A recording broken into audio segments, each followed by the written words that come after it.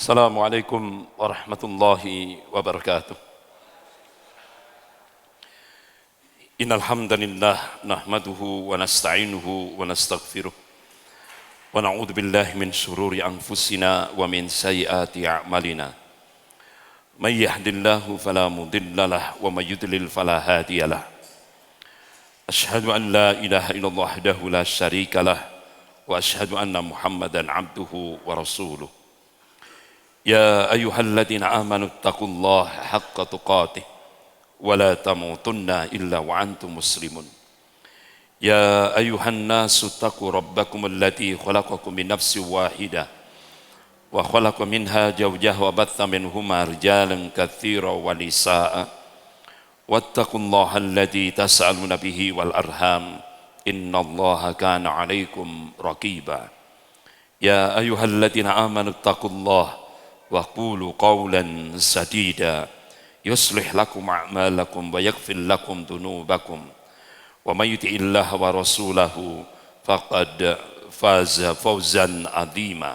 Amma ba'd, fa inna asdaqal hadis kitabullah wa khairul hadi hadi Muhammadin sallallahu alaihi wasallam wa syarrul umur muhdatsatuha wa kullu muhdatsatin bid'ah wa kullu bid'atin dhalalah wa kullu dhalalatin finnar. Bapak-bapak, ibu-ibu yang dirahmati Allah, pagi hari ini kita membahas satu tema, membangun quwwatul ummah, jadi kekuatan umat. Tapi sebelumnya, bapak-bapak, ibu-ibu, saya ajak untuk mengingat kembali wasiat dari Rasulullah sallallahu alaihi wasallam.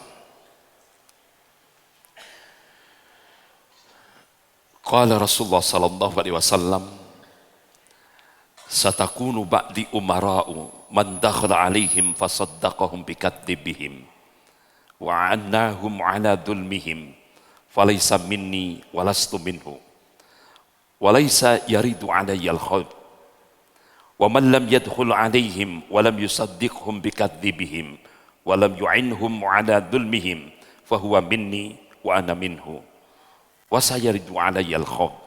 Rawahu Nasa'i fi Kitabil Imarah. Rasulullah sallallahu alaihi wasallam memberikan wasiat kepada umatnya, khusus ketika kita hidup berbangsa dan bernegara. Jadi Rasulullah memberikan uswah tidak hanya dalam kehidupan berpribadi, tapi juga kehidupan berkeluarga, bermasyarakat, berbangsa dan bernegara. Rasulullah mengingatkan, sepeninggal Rasulullah sallallahu alaihi wasallam, sepeninggalku, kata Rasulullah, kalian akan menyaksikan umara. Umara itu pemerintah atau penguasa yang kadzab wa dhalim, pembohong dan dhalim. Kalau, kata Rasulullah, kalau kalian membenarkan kebohongannya, mendukung kedzalimannya, kata Rasulullah, laisa minna, bukan golonganku, kata Rasulullah. Kalian bukan golonganku, kata Rasulullah. Dan kalian nanti di yaumil qiyamah tidak akan bisa meminum al-khawtun Nabi, telaga Nabi, yaitu air telaga Al-Kautsar.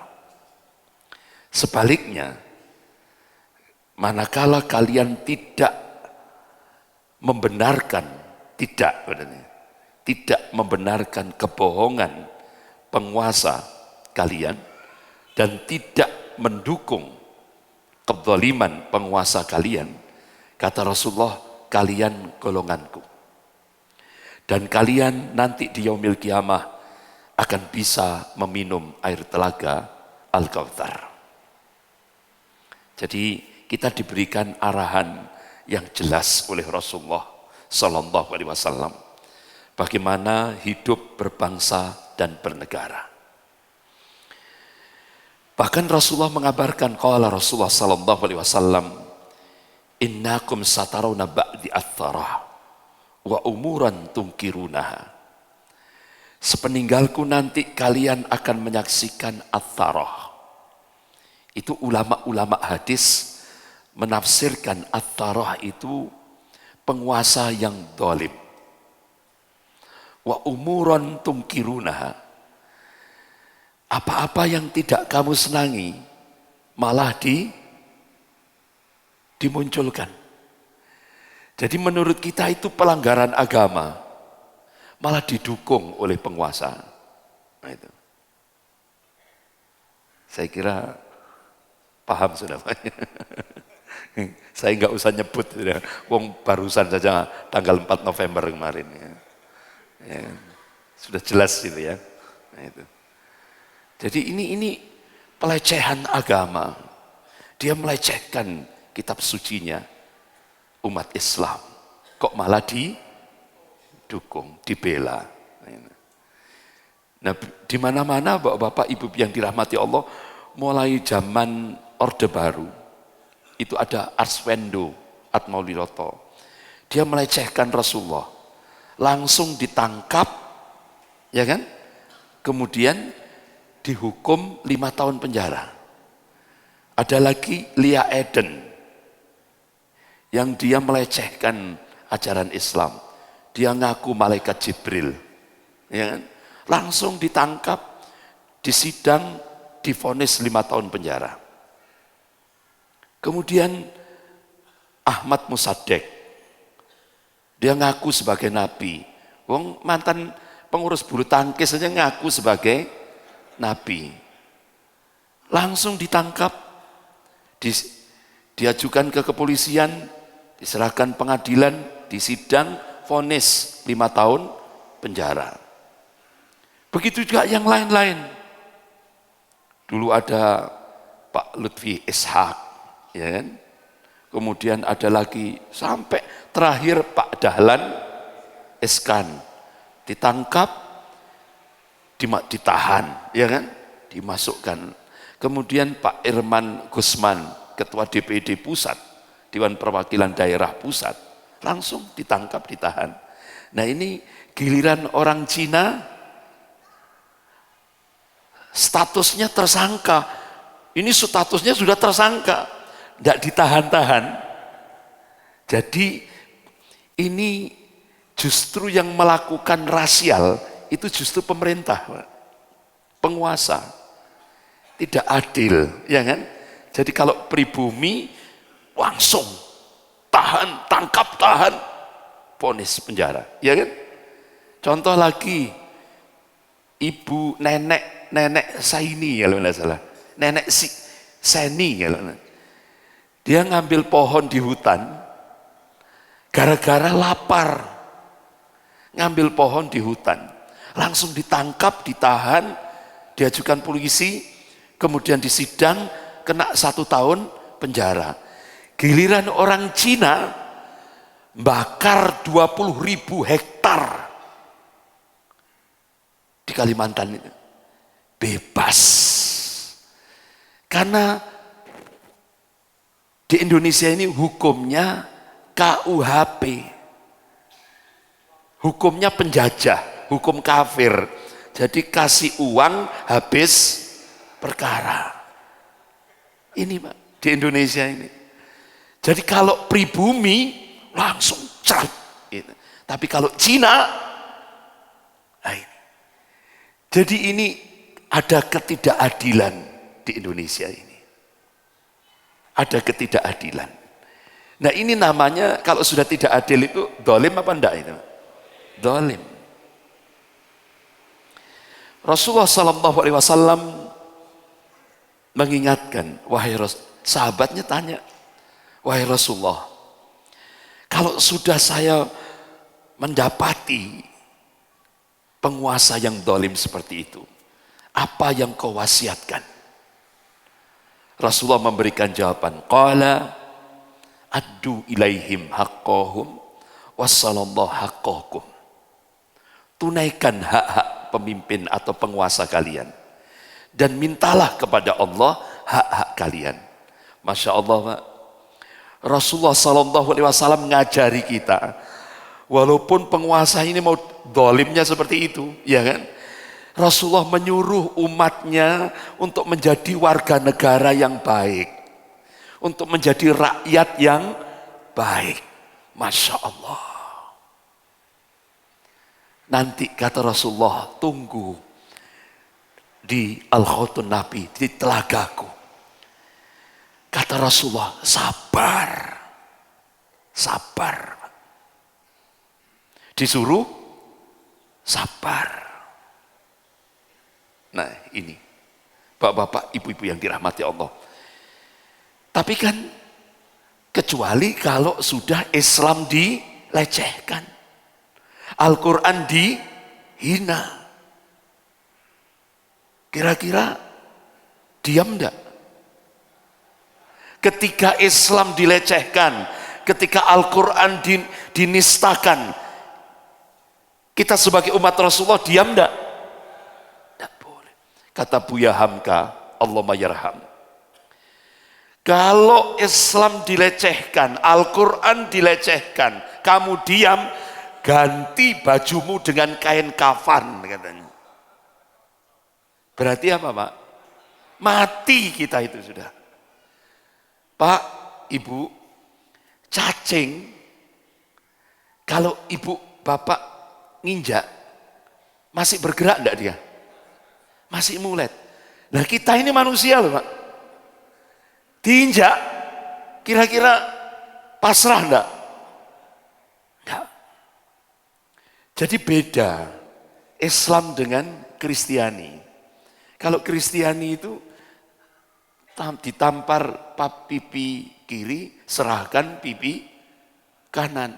Nah kalau Islam lain kan. Nah kalau kemudian kan ada kisos, ya kan? Benar enggak itu? Kisos. Kecuali kalau kamu memberi maaf. Nah, Masya Allah, itulah akhlak, ya kan? Akhlak Islam. Itu lebih mulia di hadapan Allah. Akan tetapi, kalau sudah kesalahan ini, ya harus dihukum. Ya kan? Jadi ini ketidakadilan. Bapak-bapak, ibu-ibu yang dirahmati Allah, Rasulullah SAW juga mengabarkan kepada umatnya, nanti kamu akan menyaksikan di mana orang jujur, orang amanah disingkirkan, tidak mendapatkan kemuliaan. Jadi orang jujur, orang amanah disingkirkan, bahkan tidak diberi kehormatan. Sudah terjadi apa belum? Sudah. Sementara pengkhianat, ini model Ahok, ini kan pengkhianat ini, malah dikasih kedudukan, bahkan muliakan. Orang kafir loh ini. Kalian nanti akan menyaksikan, bapak-bapak, Rasulullah mengabarkan, orang dungu dimulia-muliakan. Orang dungu itu kan orang bodoh, dimulia-muliakan. Sementara ulama tidak mendapatkan penghormatan sebagaimana layaknya. Sekarang sudah terjadi. Bahkan bapak-bapak, ibu-ibu yang dirahmati Allah, Rasulullah mengabarkan kalian akan menyaksikan ar-ruwaibidah. Ar-ruwaibidah itu orang yang gak ngerti agama, tapi mimpin rakyat. Jadi wudhunya saja, habis basuh muka, langsung basuh kaki. Wudhu, habis basuh muka, langsung basuh kaki. Saking gak ngerti agama, Pak. Ini sekarang ini mimpin rakyat. Titik-titik lah. Saya kira sudah paham ya. Rakyat titik-titik. Bahkan pernah ini menteri-menteri ini. Pas mau sholat jamaah. Bapak Ibu masih ingat, masih kenal Ibu Hajah. Siapa itu? Khafifah Indah Purwawangsa, Parawangsa. Suruh jadi imam. Jadi Bu Khofifah itu suruh jadi imam. Ini kan berarti nggak ngerti agama. Tapi sekarang ini memimpin. Titik. Astagfirullah. Ketika umroh, biasanya yang kan kanan pakai ihram itu loh. Ya. Ini kebalik. Karena saking nggak ngerti agama. Bahkan ketika datang di gedung PP Pusat Muhammadiyah di Jalan Keramat itu. Di belakangnya ada Profesor Din Samsudin dan banyak pengurus di situ. Baru kali ini kata Pak Din Samsudin, sholat duhur berjamaah nggak khusyuk. Baru kali ini, karena yang jadi imam titik. Itu sholat duhur. Ndane yang sholat maghrib yang jahar itu, ya kan? Astagfirullah. Jadi apa yang dikabarkan oleh Rasulullah akan muncul ar-Ruwaibidah.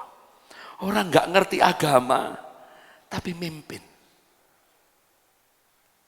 Nah, itu. Jadi seperti itu. Sudahlah itu anggap titik-titik. Nah sekarang balik lagi ke bahasan kita. Bapak-bapak, ibu-ibu yang dirahmati Allah. Ini pengakuan pakar-pakar sejarah. Tapi pakar-pakar sejarah orang kafir, Pak. Ini orang kafir. Ya. Saya kabari dulu. Jadi ini menurut pengakuan pakar-pakar sejarah orang kafir. Dan lembaga-lembaga riset internasional milik orang kafir. Ini contoh. Arnold Toynbee. Dia ini pakar sejarah Inggris yang cukup terkenal di dunia. Tahun 1954 dia tulis buku, itu bukunya jadi bestseller, terkenal. Ya. Judulnya Civilization on Trial, Ujian Atas Peradaban. Kata dia, Uni Soviet, jadi pasca perang salib episode yang kedua, termasuk Indonesia kena bagian jatah perang salib 350 tahun oleh Belanda. Itu muncul dua negara adidaya, Uni Soviet dan Amerika. Kata Arnold Toynbee, Uni Soviet itu pusat komunis internasional pasti hancur. Termasuk juga Amerika itu pasti hancur. Coba Pak, ini orang kafir loh ini, pakar sejarah orang kafir. Sementara kata dia, peradaban Islam akan menjadi ancaman terbesar bagi kapitalisme Amerika. Jadi kata dia, dunia Islam akan bangkit. Karena mereka memiliki keyakinan, karena bahasa kita keyakinan itu apa Pak? Akidah. Dan spiritualitas yang kuat. Ibadah yang kuat. Umat Islam itu tidak pernah tidak mempercayai riba. Muamalah dengan cara riba. Atau bahasa kita bunga pinjaman. Nah, itu tidak kenal kata dia. Oleh karena itu kata dia, bapak-bapak, ibu-ibu yang dirahmati Allah, jadi setelah Uni Soviet itu tahun 1954 ternyata hancur tahun 1991 Uni Soviet. Hancur, pecah semuanya, sisa satu. Sekarang Rusia. Jadi Uni Soviet itu hancur tinggal satu sekarang Rusia. Kemudian Amerika sudah mulai kedodoran. Tinggal tunggu tanggal mainnya. Nah, kata dia ngakui bagaimana Islam pernah memimpin dunia sepanjang 1353 tahun. Mulai masa nubuwah, Khulafaur Rasyidin, Daulah Muawiyah, Daulah Abbasiyah, dilanjutkan Daulah Utsmaniyah. Jadi Islam pernah memimpin dunia ini sepanjang 1353 tahun. Panjang sekali. Kemudian kalau kita diingatkan oleh Allah dalam surah Al-Imran ayat 140. A'udzubillahi minasyaitonirrajim. Wa tilkal ayyam nudawwiluha bainan nas. Dan masa kejayaan dan kehancuran itu Allah pergelirkan di tengah-tengah manusia. Supaya dari situ bisa diambil ibroh, pelajaran. Akhirnya sepanjang 1353 tahun, mukmin memimpin dunia ini. Golongan mukmin memimpin dunia ini. Setelah itu Allah ganti. Ini sunnah at-tadawul. Sunnah pergantian kepemimpinan dunia. Mulai tumbangnya kekhalifahan Turki Utsmani sampai hari ini dunia dikendalikan oleh Golkaf. Golkaf itu apa, Pak? Golongan kafir. Sampai hari ini. Kata dia, setelah Islam berhasil memaklukkan, menghancurkan pasukan salib yang dimotori mulai dari Salahuddin Al-Ayyubi sampai dinasti Mamluk, bahkan sampai menghancurkan pasukan salib, kemudian pasukan Mongol atau yang sering kita kenal bangsa Tartar, akhirnya sekarang benar-benar diperhinakan oleh Islam, oleh pasukan Islam. Sekarang ini kata dia, Islam sedang berada dalam tidur yang lelap. Bapak-bapak, ibu-ibu, kata Arnold Toynbee, umat Islam itu lagi tidur.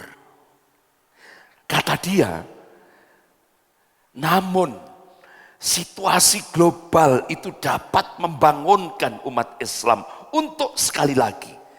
Dan artinya orang kafir percaya bahwa masa depan itu Islam kembali memimpin dunia ini. Pak, Bu, orang kafir saja percaya bahwa masa depan itu ada di tangan Islam. Nah, kalau umat Islam tidak percaya itu kebangetan. Orang kafir saja percaya nanti Islam akan kembali memimpin dunia ini. Itu. Ayatnya kan jelas. A'udzubillahi minasyaitonirrajim. Huwallazi arsala rasulahu bil huda wa dinil haqq liyudhhirahu 'ala dini kulli walau karihal musyrikun. Dialah Allah yang mengutus Rasulnya dengan membawa al-huda, petunjuk, Al-Quranul Karim, wadinil haq, dan agama Allah yang hak, liyudhhirahu ala dini kulli, agar Allah menangkan di atas semua agama-agama, walau karihal musyrikun, walaupun orang musyrik benci. Jadi ini jaminan dari Allah yang menciptakan alam jagat raya ini, yang menguasai rotasi alam jagat raya ini, yang meninggikan langit tanpa tiang ini, mengabarkan bahwa Islam akan dimenangkan oleh Allah Subhanahu wa ta'ala di atas semua agama-agama ini. Walau karihal musyrikun, walaupun orang musyrik benci. Nah ini. Begitu juga hadis-hadis sahih mengabarkan bahwa masa depan ada di tangan Islam. Bapak-bapak, ibu-ibu yang dirahmati Allah. Akhirnya Arnold Toynbee ini berdoa. Di akhir tulisannya itu dia berdoa. Ini doanya orang kafir, Pak. Doanya orang kafir ini. Semoga ini tidak terjadi. Muga-muga umat Islam itu turu terus. Ojo tangi-tangi. Kenapa? Kata Arnold Toynbee, ini pakar sejarah orang kafir, nek umat Islam itu tangi, Islam ini akan bangkit. Itu, Pak. Jadi akhirnya orang-orang kafir itu bikin pil tidur KW1. Pil tidur itu Pak, kualitas 1 supaya umat Islam turu terus. Jadi gambarannya itu seperti itu Pak. Guyonannya itu seperti itu ya. Ada lagi pakar sejarah. Ini saya sama sudah. Bapak-bapak, ibu-ibu yang dirahmati Allah. Ada lembaga riset dunia. Namanya, ini milik orang kafir. The Pew Forum on Religion and Public Life. Dia nulis sebuah hasil riset dunia. Mapping the global Muslim population. Dia tulis di sini, Islam tahun itu riset penelitian sampai tahun 2005. Ternyata umat Islam sak dunia ini, sak donya ini 1,57 miliar. Jadi kalau dihitung data statistik tahun 1934 sampai 1934 sampai 1984, pemeluk Islam seluruh dunia ini meningkat 235%. Yahudi cuma 4% kenaikannya. Nasrani 47%. Ini tingkat global Pak, dunia. Jadi perkembangan yang memeluk Islam itu seluruh dunia 235%. Dahsyat. Bahkan penyebarannya luar biasa. Bapak-bapak, ibu-ibu yang dirahmati Allah, ini hasil kesimpulannya. 1 dari 4 penduduk dunia itu Muslim. Bahkan tahun 2070 itu ini lembaga riset milik orang kafir. Tahun 2070 Islam itu akan menjadi agama terbesar seluruh dunia. Allahu Akbar. Ini lembaganya orang kafir loh Pak. Meneliti seperti ini. Nah kalau orang Islam tidak percaya itu kan kebangetan itu Pak. Jadi ini lembaganya orang kafir. Jadi masa depan itu ada di tangan Islam. Nah, akhirnya coba kita lihat, itu perkembangan Islam seperti itu. Bahkan di Eropa, bapak-bapak ibu yang dirahmati Allah, itu perkembangan Islam dahsyat, diprediksi tahun 2020, apalagi terjadi migrasi besar-besaran ke Eropa, itu umat Islam 50-50, 50% Muslim, 50% Kristiani. Artinya apa? Kebangkitan di Islam di Eropa tanpa peperangan. Cuma dengan kekuatan akidah dan spiritual. Itu Pak. Islam masuk Eropa. Nah sekarang bagaimana ketakutan tokoh-tokoh kafir internasional? Ini contoh Ben Gurion, ini orangnya. Ben Gurion ini Perdana Menteri Israel yang pertama. Di depan parlemen Israel dia katakan, kami tidak takut kepada paham sosialisme, tidak takut adanya satu kebangkitan dan berbagai macam bentuk demokrasi di muka bumi ini. Tetapi kami takut kepada Islam. Ia bagaikan singa yang masih tidur terlelap panjang. Jadi ini Perdana Menteri Israel yang pertama, dia takut kepada Islam dan kaum muslimin. Karena apa? Umat Islam itu kata dia seperti singa yang masih terlelap tidur panjang. Nah kalau bangun, itu apa Pak? Oh, mengaum. Itu. Jadi seperti itu. Ini ketakutan tokoh-tokoh kafir internasional. Asia Buman. Ini tokoh misionaris dunia. Dia tulis di majalah Misionaris Internasional. Sesungguhnya dunia barat telah mulai dihantui oleh rasa takut terhadap satu kekuatan atau power. Kekuatan itu adalah Islam.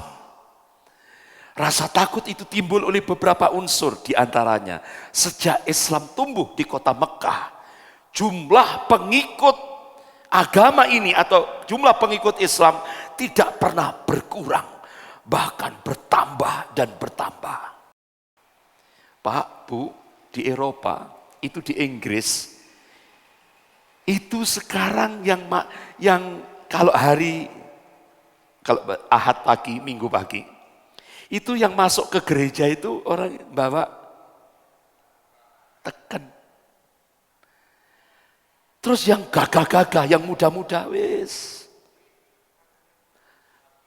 ke bar, kafe, prostitusi, homer, macam-macam.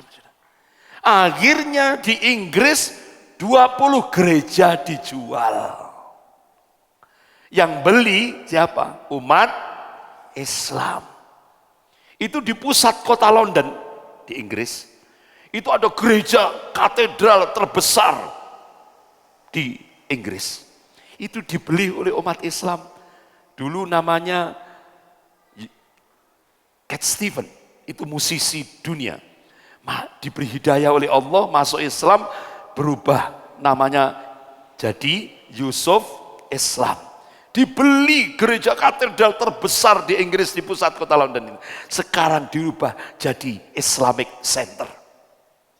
Masya Allah, luar biasa. Bahkan di pusatnya Katolik dunia, mana itu pusat Katolik dunia? Roma, Vatikan. Itu beberapa tahun yang lalu diresmikan masjid terbesar se-Eropa untuk nampung hampir 1 juta umat Islam di Roma. Jadi Rasulullah sudah memberikan kabar nanti di akhir zaman Roma akan dikuasai oleh umat Islam. Bahkan Istanbul, Turki, Konstantinopel dikabarkan oleh Rasulullah nanti akan kembali dikuasai oleh umat Islam untuk kedua kalinya. Sekarang tanda-tandanya sudah nampak yang dimotori oleh Presiden Tayyip Erdogan. Nah ini. Jadi apa yang dikabarkan oleh Rasulullah sudah mulai nampak. Bahkan Gitner, seorang orientalis barat, dia katakan kekuatan yang tersimpan di dalam Islam itulah yang ditakuti oleh Eropa sekarang ini. Bahkan kardinal itu di bawah paus. Setelah paus, kardinal, setelah kardinal, pastor, ya kan? Kata dia, Eropa harus bangkit menghadapi Islam. Dulu kita menguasai dengan kekuatan senjata. Dulu itu Eropa kan dikuasai oleh Islam. Kemudian dia menggunakan peperangan, pasukan salib, akhirnya kalah. Tapi sekarang ini kata dia, kembali umat Islam menguasai Eropa kembali. Tanpa peperangan, hanya lewat kekuatan akidah dan spiritual. Nah itu. Nah akhirnya bapak-bapak, ibu-ibu yang dirahmati Allah. Ini tokoh Gladstone, William Ewart Gladstone, itu Perdana Menteri Inggris yang pertama. Dia katakan, percuma kita memerangi umat Islam itu. Percuma kita memerangi umat Islam itu.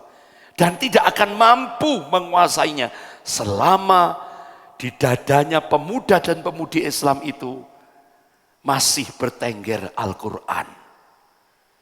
Jadi kata dia, selama pemuda dan pemudi Islam itu masih bertengger di dalam hatinya kalamullah Al-Quranul Karim, orang kafir itu tidak bisa menguasai.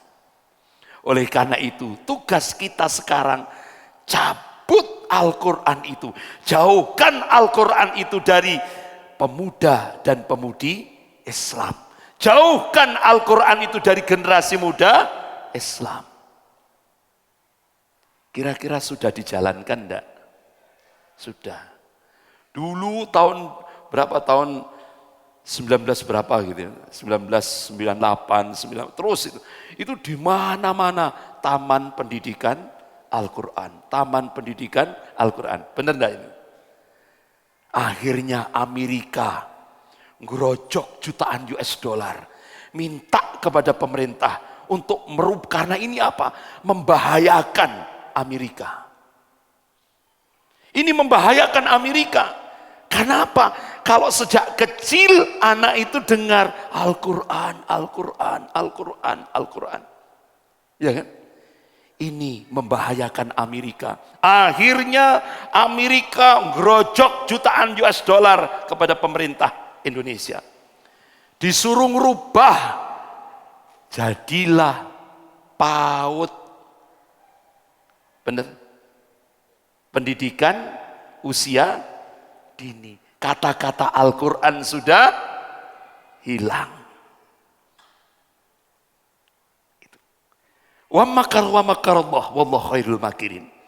Orang-orang kafir membuat makar, tapi Allah membalas makar mereka, dan Allah itu sebaik-baik pembuat makar. Jadi orang-orang kafir ini, Amerika ini benar-benar menjauhkan generasi muda Islam Indonesia ini dari Al-Quran. Akhirnya Allah munculkan, ini makarnya Allah sudah. Lahirlah di mana-mana pesantren tahfidzul Quran, geria Quran, rumah Quran, bahkan di stasiun televisi ada Indonesia Hafid, ya kan? Yang dimotori oleh Ustadz Bahtiar Nasir, ada dai cilik, bahkan yang cukup mengagetkan, ada seorang anak kecil tingkat SD, namanya Musa.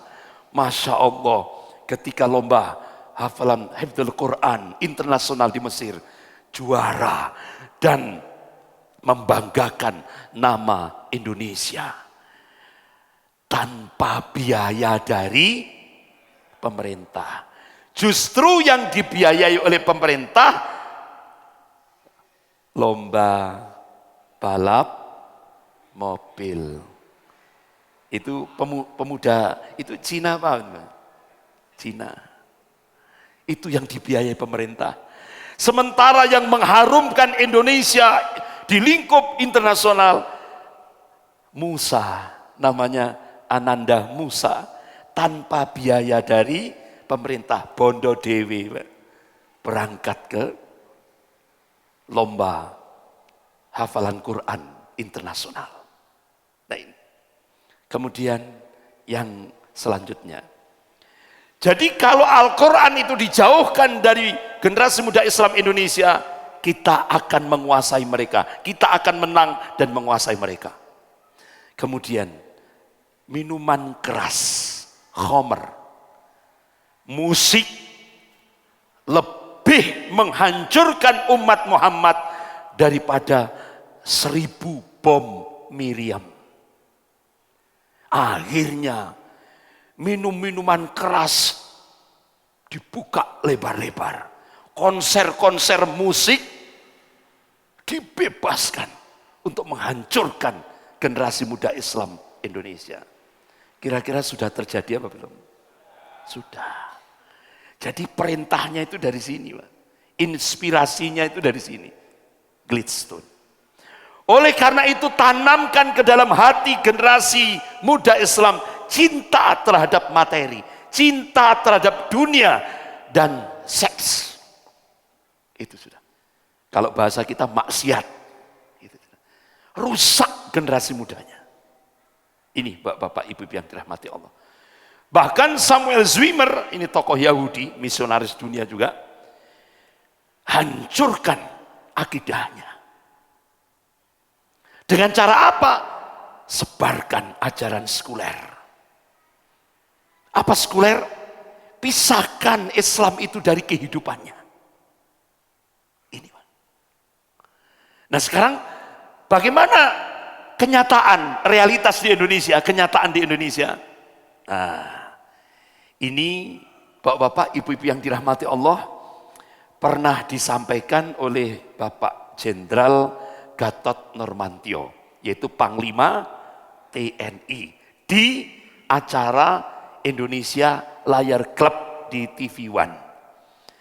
Indonesia sekarang ini benar-benar dikuasai oleh Amerika dan Cina.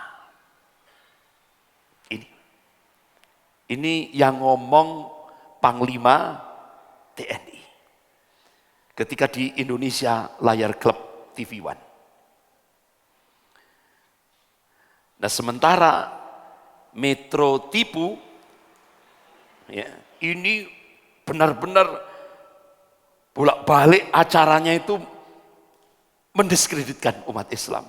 Makanya itu disebut metro tipu. Ternyata bapak-bapak ibu yang dirahmati Allah, Metro TV itu bukan milik Surya Paloh. Ternyata Surya Paloh itu kan seorang muslim, ya kan? Dari Aceh. Itu untuk boneka saja. Itu yang pemiliknya adalah James Riyadi. Tokoh Cina yang ingin menghancurkan Islam di Indonesia ini. Milik Lipo Group. Itu. Makanya kan tayangan-tayangannya selalu mengecewakan umat Islam. Selalu menyudutkan umat Islam. Makanya ketika tanggal 4 November di Jakarta itu, ketika wartawan Metro TV hadir, langsung diusir oleh umat Islam. Itu metro tipu, metro tipu, metro tipu. Gitu. Jadi itu Pak, lari Pak. Sak mobil-mobilnya lari. Itu. Jadi seperti itu. Bapak-bapak, ibu-ibu yang dirahmati Allah. Bahkan Kementerian Luar Negeri Cina dan Kementerian Luar Negeri Amerika rundingan. Tanggal 5 Maret di Beijing, tanggal 5 Maret 2007. Rundingan, Pak. Kalau bahasa kita musyawarah. Jadi Amerika dan Cina rundingan, Indonesia bagian barat itu sudah milik Amerika, milik Cina. Indonesia bagian timur itu milik Amerika. Bagi tugas untuk mensekulerkan umat Islam di Indonesia. Ini disampaikan oleh Bapak Jenderal Gatot Nurmantio, Panglima TNI. Sehingga akhirnya Indonesia benar-benar dicengkram oleh kapitalis Amerika plus komunis Cina. Nah, kira-kira Amerika punya pembantu enggak di Indonesia ini? Punya, Pak. Amerika ini punya pembantu di Indonesia ini. Apa? Menurut Syekh Abu Hurairah Khatib Ar-Rimi, Stat 2015, Syiah adalah senjata baru bagi Amerika untuk melemahkan dunia Islam, termasuk Indonesia. Jadi ini kerjasama. Jadi sekarang orang-orang Syiah dari Iran, Lebanon, Afghanistan itu dimasukkan ke Indonesia kurang lebih 10.000 untuk melemahkan umat Islam Ahlus Sunnah di Indonesia ini. Ini nyata loh Pak, nyata. Bahkan saya sudah melihat sendiri. Itu dimasukkan di Pekanbaru, Balikpapan, Makassar, Manado, Cisarua, Bogor, Wonosobo, Jawa Tengah, pantai selatan Pulau Jawa. Kurang lebih 10.000 pemuda-pemuda Syiah. Untuk melemahkan Ahlus Sunnah yang ada di Indonesia yang mayoritas ini. Nah, bapak-bapak, ibu-ibu yang dirahmati Allah. Pada hari Jumat 15 April 2016, Organisasi Konferensi Islam, OKI, mengumumkan Iran adalah sponsor terorisme dunia.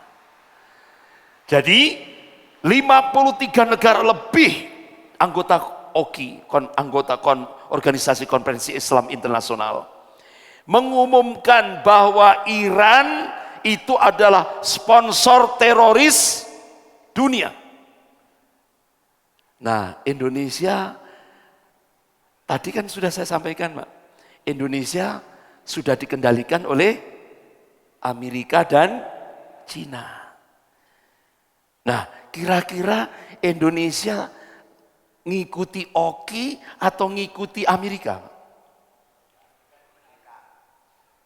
Saya tanya, kira-kira Indonesia ngikuti Organisasi Konferensi Islam Internasional atau Amerika? Amerika. Akhirnya Indonesia kerjasama. Ini siapa ini? Titik-titik. Akhirnya Indonesia kerjasama pemberantasan terorisme dengan negara sponsor teroris. Ini kan aneh, Pak. Kok kerjasama memerangi teroris dengan negara teroris. Kan aneh kan? Karena Iran itu adalah senjatanya Amerika.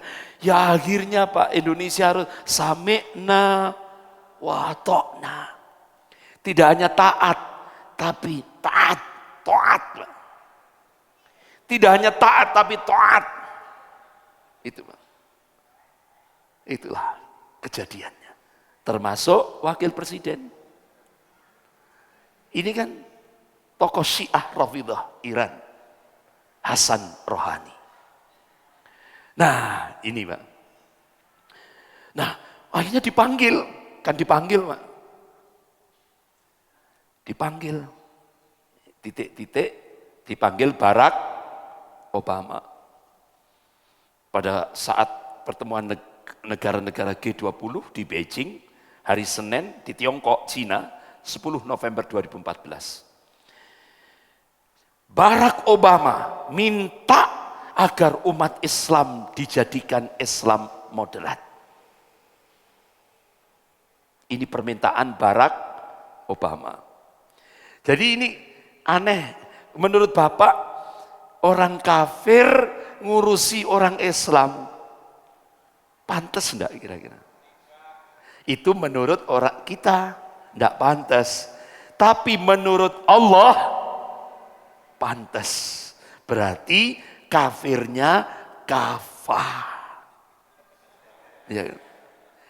Jadi kalau orang kafir ngerusui rumah tangganya umat Islam, itu berarti kafirnya kafah. Nah kalau ada orang kafir tidak memusuhi umat Islam, berarti patut dipertanyakan kekafirannya. Itu. Jadi dari sononya sudah Allah menciptakan orang kafir itu untuk memusuhi umat Islam, memerangi umat Islam. Itu sudah settingan Allah, Pak. Jadi kalau ada orang kafir baik kepada umat Islam, berarti kafirnya belum kafah. Seperti itu. Ini ngerusui. Ini perintahnya. Akhirnya dibuatlah juknis, petunjuk dan teknis. Petunjuk pelaksanaan dan teknisnya. Ini. Siapa yang ditugasi? Itu lembaganya Rand Corporation. Lembaga think tank terbesar milik Amerika di California, Amerika Serikat. Itu kurang lebih 1.600 karyawannya, semua profesor, tidak ada S1, S2, S3. Nah, yang di Indonesia itu kepalanya adalah Profesor Cheryl Binet. Juknisnya itu seperti ini. Jadi Islam moderat yang diminta oleh Barack Obama, yang pertama, umat Islam harus menolak tatbikus syariah, penegakan syariat Islam. Umat Islam Indonesia harus nolak. Itu yang diinginkan oleh Barack Obama. Jadi syariat Islam itu harus ditolak. Itu keinginan Barack Obama. Itu taghut internasional. Fir'aun internasional. Yang kedua, umat Islam diminta untuk meninggalkan penegakan syariat Islam dalam konstitusi negara. Tidak boleh. Padahal dalilnya itu kan tegas. Dalam surah Al-Maidah ayat 44, 45, 47 ini. A'udzubillahi minasyaitonirrajim. Wa man lam yahkum bima anzalallahu faulaika humul kafirun. Wa man lam yahkum bima anzalallahu faulaika humud dhalimun. Wa man lam yahkum bima anzalallahu faulaika humul fasikun. Barang siapa yang memutuskan perkara tidak dengan hukum-hukum Allah, maka Allah memberikan vonis kafir, zalim, fasik. Syekh Muhammad Al-Utsaimin rahimahullah ketika beliau menafsirkan surah Al-Maidah ayat 44 ini. Ketika seorang muslim meyakini sampai i'tiqad ini, meyakini ada hukum yang lebih baik daripada hukum Allah, maka jumhur ulama ahlus sunnah wal jamaah sepakat orang ini saat itu kafir. Benar enggak? Benar. Yang kedua, kata Syekh Muhammad Al-Utsaimin rahimahullah, ketika dia pakai hukum kafir itu untuk balas dendam, nah itu divonis dolim. Dia terima hukum kafir itu ya, karena terpaksa, terancam, bahkan mungkin nyawanya jadi taruhan, diancam untuk dibunuh. Nah, itu dihukumi oleh jumhur ulama ahlus sunnah wal jamaah fasik. Ini, Pak. Sementara Barack Obama minta kepada umat Islam untuk tidak melembagakan syariat Islam dalam konstitusi negara. Padahal di dalam preambul pembukaan Undang-Undang Dasar 1945, Negara Kesatuan Republik Indonesia berdasarkan ketuhanan yang Maha Esa. Ya kan? Ini. Bahkan tidak pernah dihapus itu. Atas berkat rahmat Allah, Indonesia merdeka. Ini konstitusi negara. Bahkan Undang-Undang Dasar 1945 pasal 29, negara melindungi keyakinan warga negara Republik Indonesia.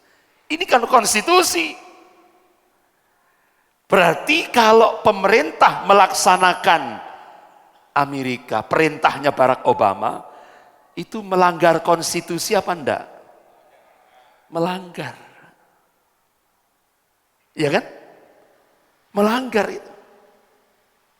Yang ketiga, perintah Barack Obama, umat Islam tidak boleh. Artinya umat Islam harus menolak supremasi Islam atas agama lain.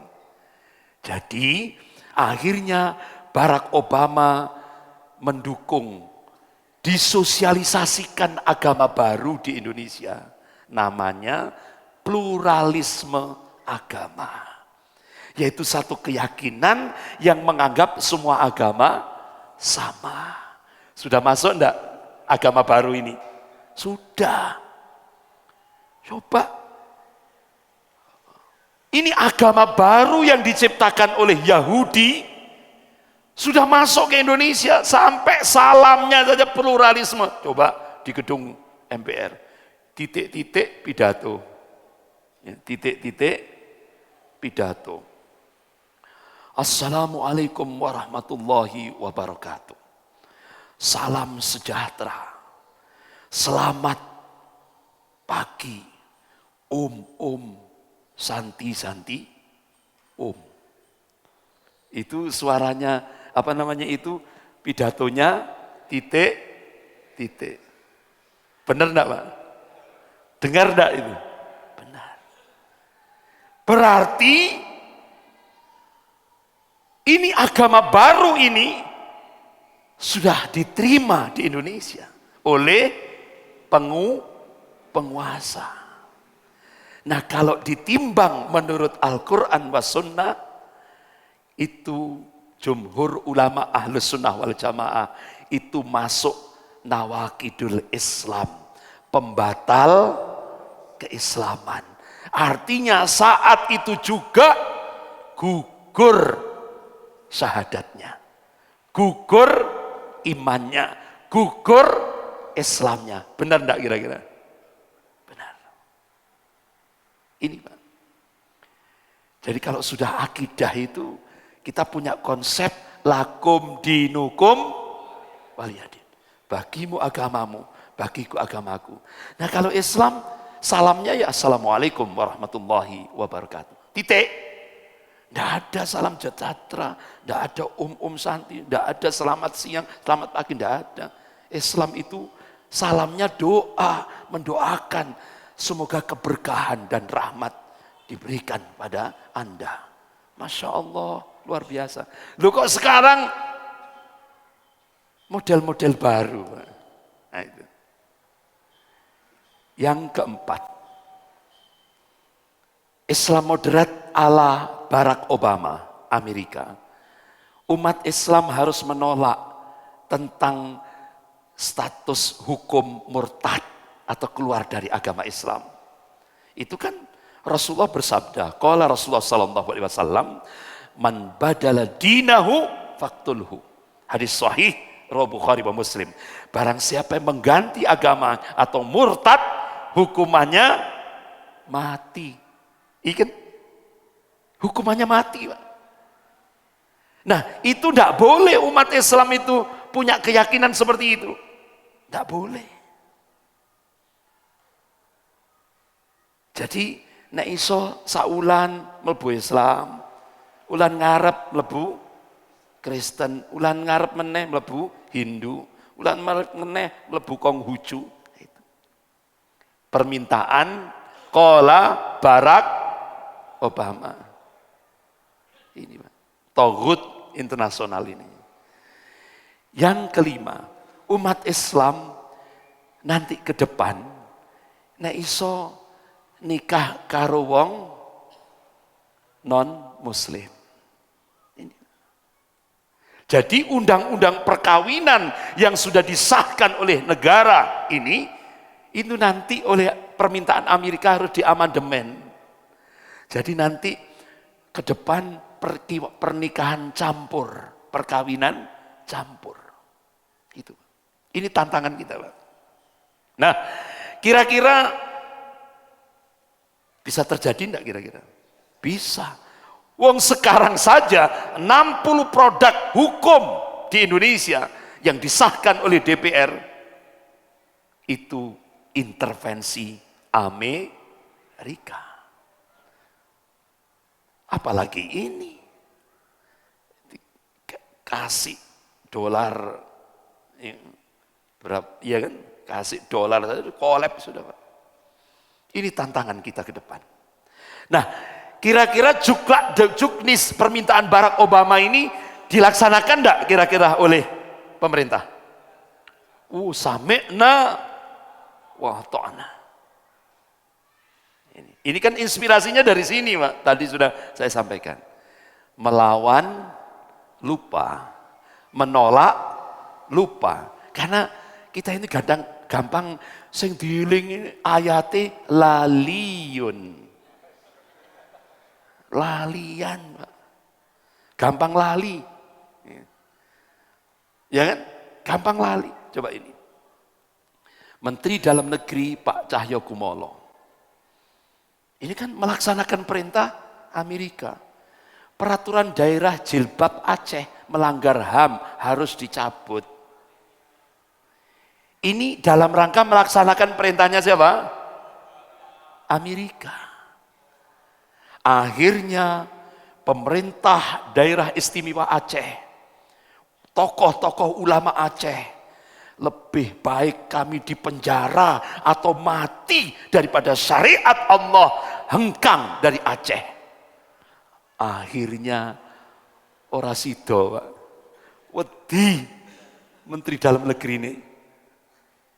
Ini pemerintah Aceh, mulai gubernur, bupati, wali kota se-Aceh Raya, kemudian tokoh-tokoh ulama se-Aceh Raya memberikan statement, lebih baik kami dipenjara atau mati dari ketika syariat Allah ini dienyahkan atau dibuang dari bumi Aceh.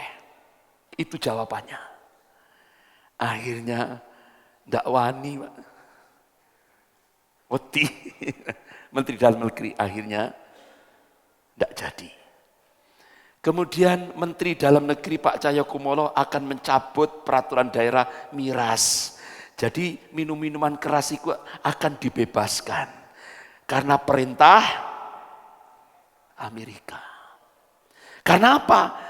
Kata Gladstone tadi, kita tidak mungkin akan menguasai Indonesia.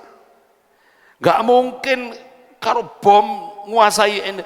Hancurkan pemudanya dengan minum-minuman keras dan konser-konser musik itu, Pak. Hancurkan. Karena apa? Pemuda dan pemudi Islam itu nanti ke depan akan memimpin Indonesia. Oleh karena itu hancurkan generasi mudanya dulu, baru bisa menguasai Indonesia. Gitu Pak caranya. Nah, habis itu Eva Sundari, ini politisi PDIP, 15 politisi PDIP disekolahkan ke Partai Komunis Cina di Tiongkok. Sepulang dari itu, Eva Sundari ngomong, situs Islam itu lebih berbahaya daripada situs pornografi. Akhirnya Menkominfo membredel situs-situs Islam, dibredel. Situs pornografi dibuka lebar-lebar sampai tingkat desa. Nggak, akhirnya dampaknya banyak penyimpangan seksual di Indonesia. Tingkat SMP sampai SMA penyimpangan seksual itu sudah 60%. Bahkan sampai gara-gara ini, ya kan? Mudah sekali mengakses pornografi. Sehingga akhirnya di Indonesia sudah terjadi anak SD memperkosa anak TK. Anak SMP memperkosa anak SD. Astagfirullah. Di Kediri pengusaha nyantap 35 anak karena pedofil.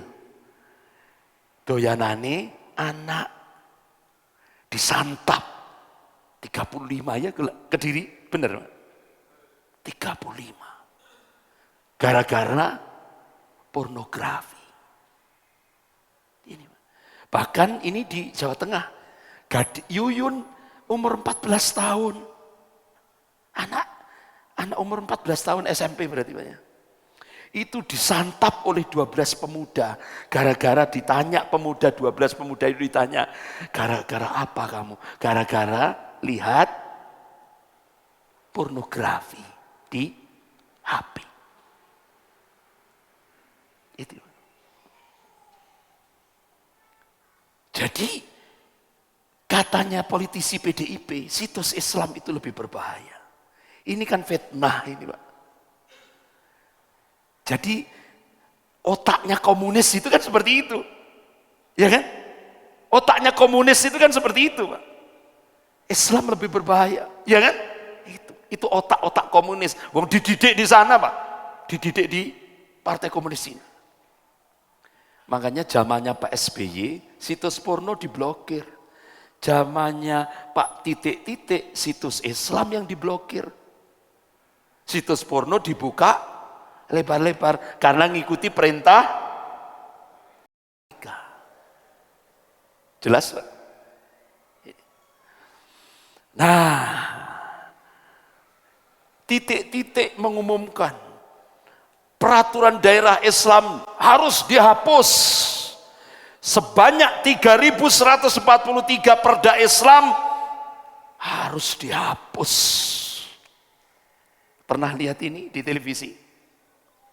Titik-titik mengumumkan 3.143 peraturan daerah yang bernuansa Islam harus dihapus di seluruh Indonesia. Karena melaksanakan perintah Amerika. Bagaimana respon tokoh-tokoh Islam? Nah, respon tokoh-tokoh Islam yaitu Profesor Mahfud MD, mantan Ketua Mahkamah Konstitusi, datang ke Malang di masjid yang sering kali saya gunakan untuk majelis taklim tiap hari Kamis itu. Beliau datang. Ini titik-titik ini gak ngerti hukum. Sekarang ini kan ada undang-undang otonomi daerah.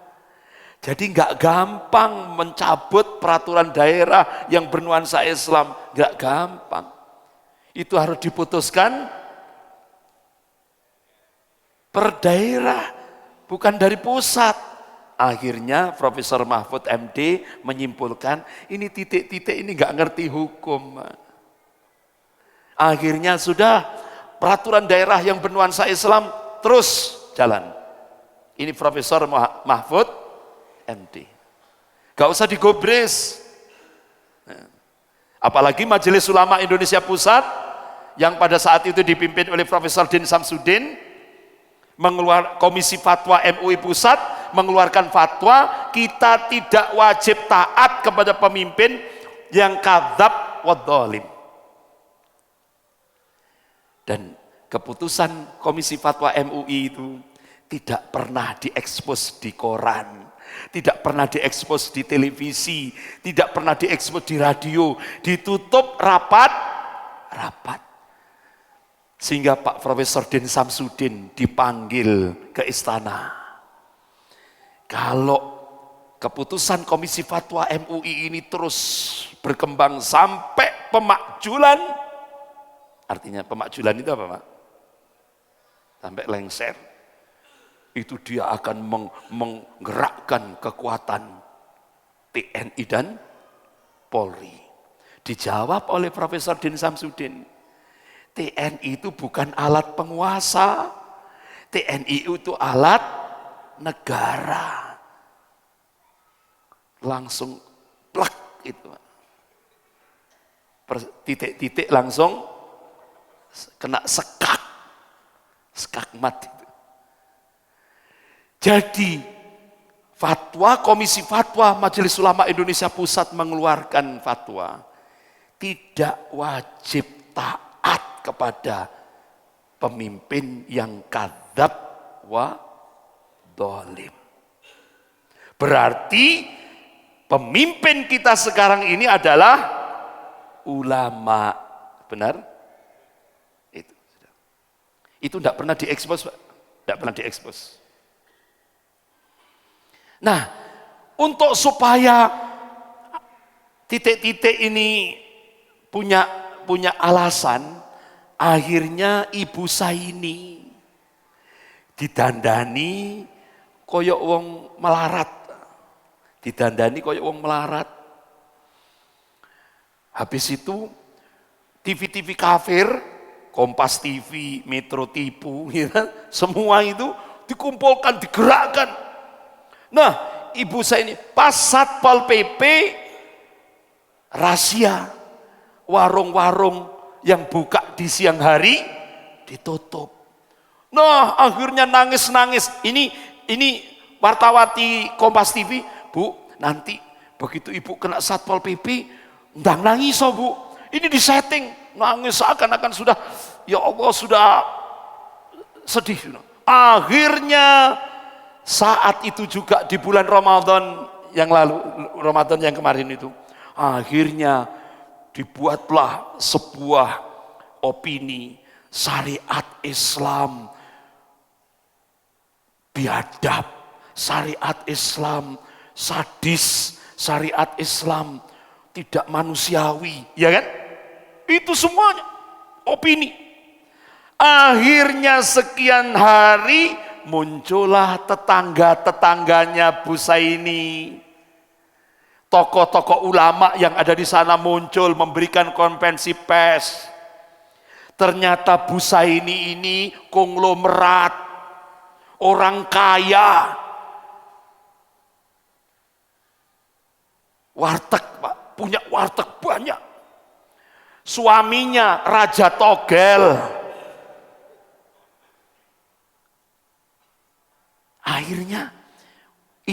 Akhirnya masyarakat bertanya-tanya, loh, ini intelijennya titik-titik ini kok enggak ngasih informasi, sampai akhirnya titik-titik ngasih 10 juta kepada Bu Saini sebagai rasa simpati. 10 juta itu titik-titik nyerahkan ke Bu Saini. Berarti intelnya titik-titik ini error, Pak, ya. Masuk titik-titik ini sampai memberi support pada Raja Togel. Ya kan? Ini kan malu kita, Pak. Ini lembaga negara kok dukung Raja togel. Astagfirullah. Gara-gara kepingin menghapus 3134 perda Islam. Dibuat rekayasa seperti ini. Astagfirullah. Nemen sudah titik-titik ini, Pak. Nah, itu tadi Bapak-bapak, Ibu yang dirahmati Allah. Itulah kondisinya. Makanya Majelis Ulama Indonesia Pusat pada saat Profesor Din Samsudin, itu sampai Profesor Din Samsudin supaya tidak mensosialisasikan fatwa itu sampai didatangi, Pak, di kantor MUI Pusat. Pak Din Samsudin mau dikasih berapa? 9M. 9M. Kasih. Apa jawaban Pak Din Samsudin? Kita sudah punya, enggak usah dibantu. Dalam sapon gak ada. Orang usah dibantu, ditolak, Pak.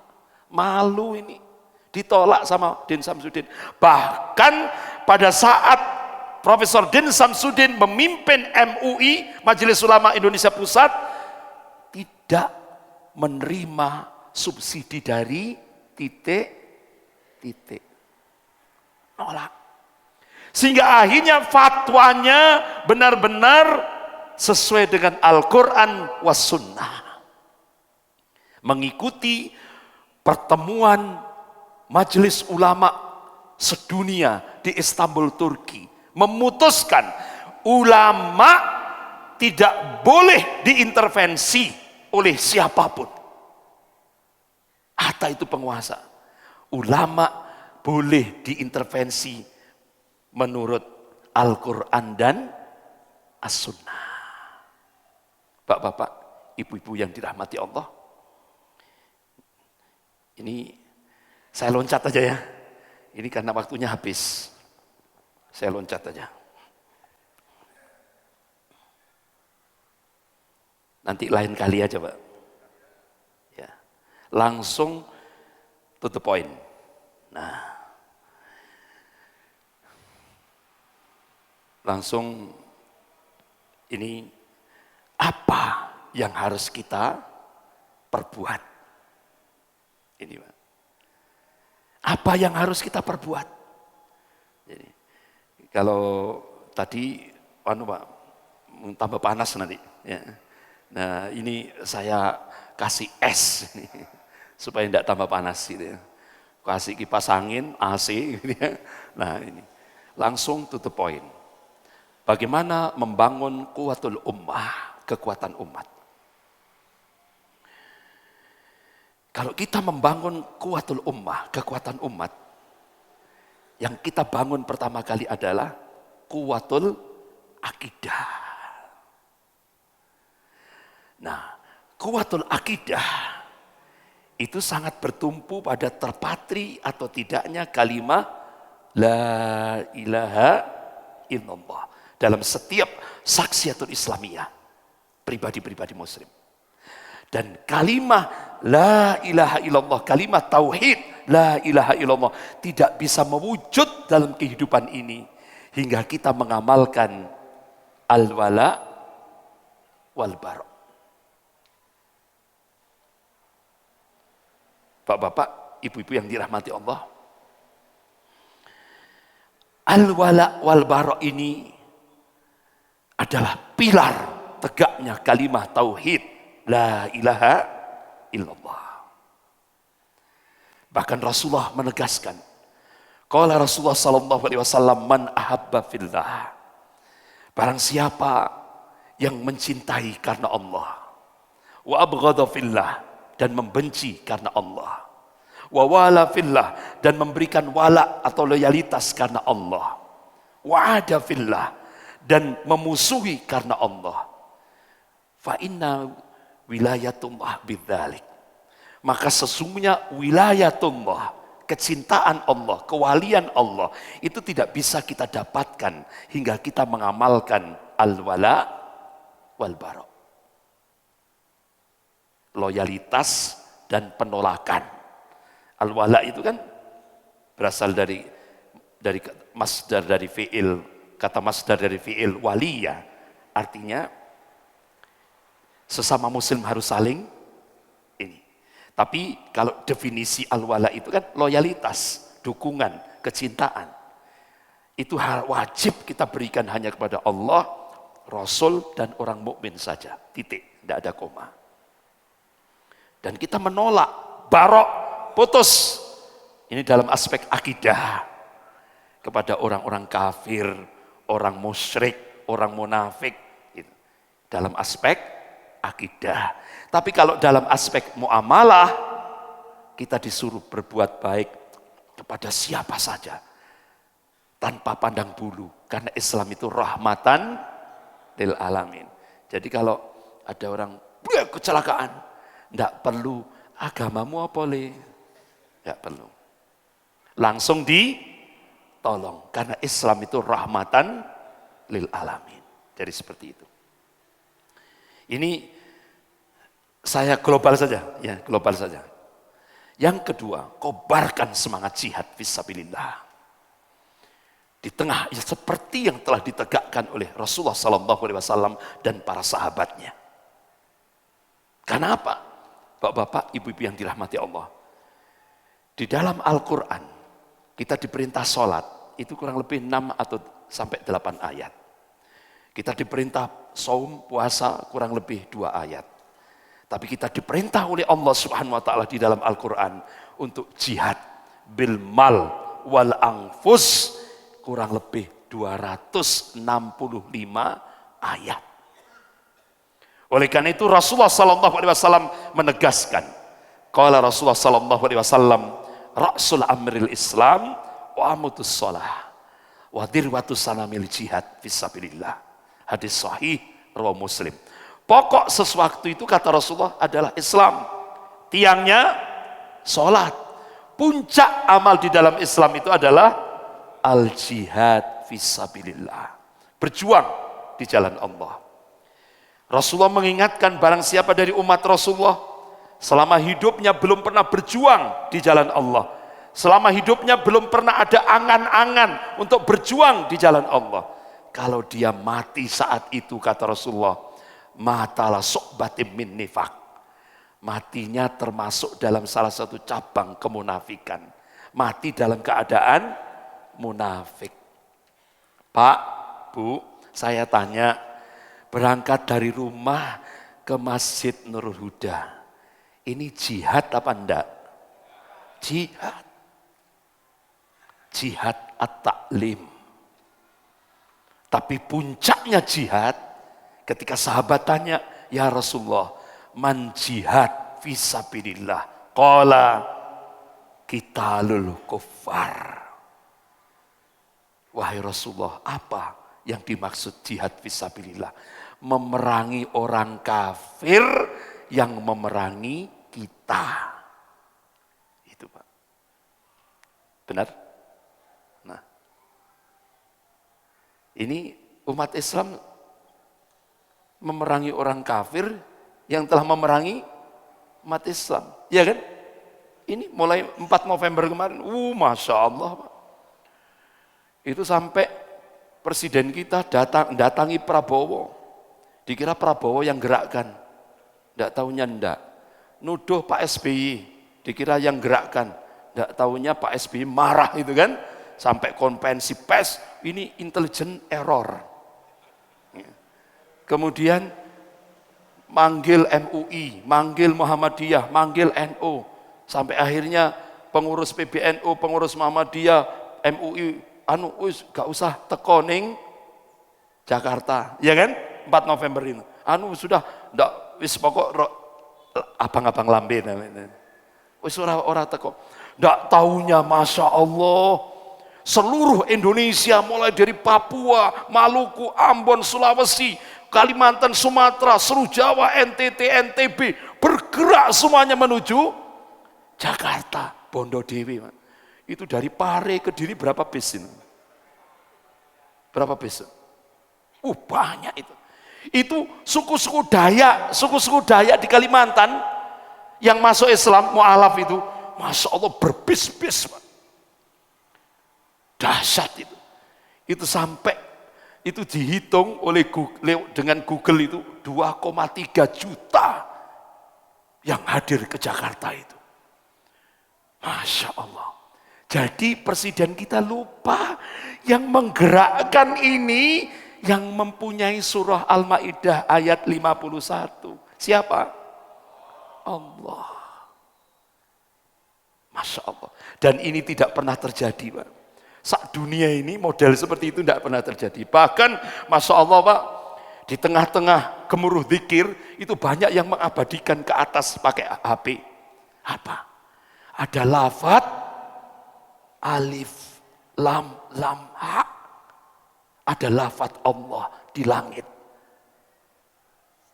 Masya Allah. Dahsyat. Sampai orang buta, tunanetra berbondong-bondong sambil megangi punggung. Orang yang nggak punya kaki, Pak, ngesot-ngesot. Gara-gara kepingin ini kesempatan emas untuk membela Al-Quran. Karena nanti di yaumil qiyamah Al-Quran akan menolong kita. Syafaat. Itu. Masya Allah, luar biasa. Yang ketiga, i'dad. Allah perintahkan dalam surah Al-Anfal ayat 60. A'udzubillahi minasyaitonirrajim. Wa'idul lahum mastata'tum min quwwah. Siapkan untuk menghadapi mereka kekuatan apa saja yang kalian sanggupi, baik madiyah maupun maknawiyah, fisik maupun non fisik. Ini global saja. Waktunya sudah habis. Yang keempat, bangun persatuan dan kesatuan soft di tengah-tengah perselisihan umat ini. Bangun persatuan dan kesatuan soft di tengah-tengah perselisihan umat ini. Masya Allah, Pak. Jadi orang-orang kafir, golongan orang kafir, golongan munafik, golongan musyrik di Indonesia itu sudah ngatur rapi sekali. Strateginya ini sudah benar-benar, perencanaannya itu sudah mateng, rekayasanya sudah mateng. Wa makarullah wallahu khairul makirin. Mereka membuat makar, Allah membalas makar mereka, dan Allah sebaik-baik membuat makar. Akhirnya Allah cinta kepada umat Islam di Indonesia ini. Lewat siapa? Satu orang kafir, ucapannya diplesetkan sama Allah. Ya kan? Akhirnya ini common enemy, musuh bersama. Jadi, Pak, cirinya umat Islam itu bisa bersatu nek ono musuh bersama. Tapi nek musuhe ora eneng, cakar-cakaran. Pelirian. Coba kemarin itu di Jakarta, Masya Allah. Wis embel-embel organisasi, mudun kabeh, Pak. Satu, semua jadi satu. Musuh bersama. Yaitu Ahok. Iya kan? Nah ini makarnya Allah itu. Bangun persatuan dan kesatuan soft di tengah perselisihan umat. Yang terakhir, untuk membangun kekuatan umat ini tugasnya ibu semuanya yang hadir. Bahkan yang tidak hadir. Bangun, persiapkan generasi 554. Ini kalau ini kan bahasa sandi, Pak. Densus 88. Nah, kita punya bahasa sandi. Generasi 554. Yaitu surah Al-Maidah ayat 54. Jadi, Bu, nanti di rumah buka surah Al-Maidah ayat 54.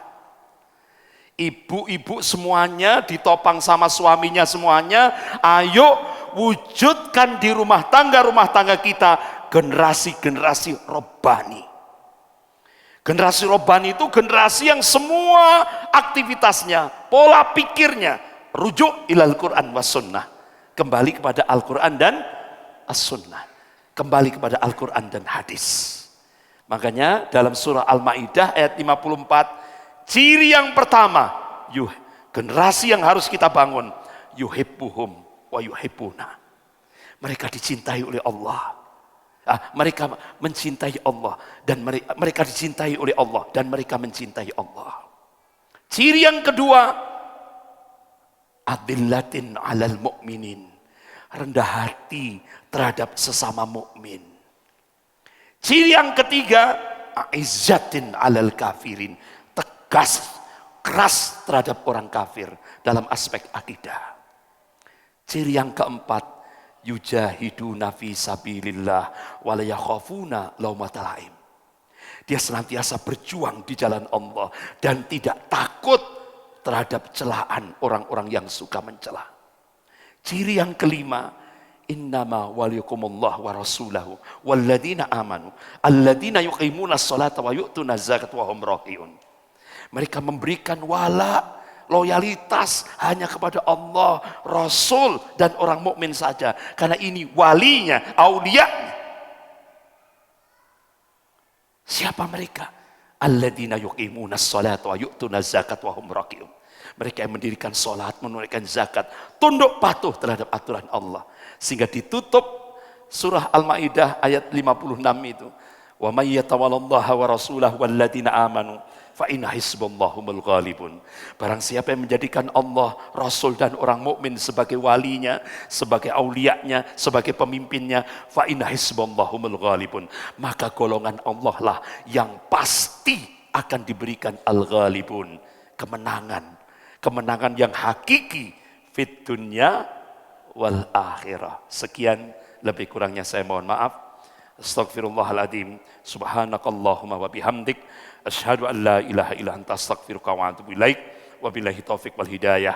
Wassalamualaikum warahmatullahi wabarakatuh.